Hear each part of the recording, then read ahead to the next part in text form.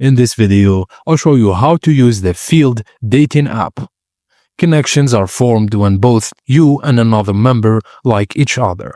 Liking someone shows interest, while disliking removes their profile from your Discover tab. Only after a connection is made can you chat with the other person.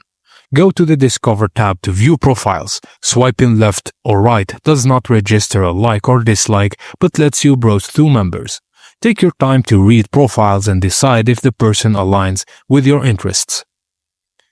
Tap the heart button to like someone and tap the dash button to dislike and remove them from your Discover tab.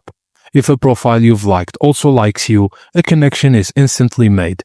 If they liked you first, this could happen right away. Once a connection is made, you can start chatting through the Chats tab.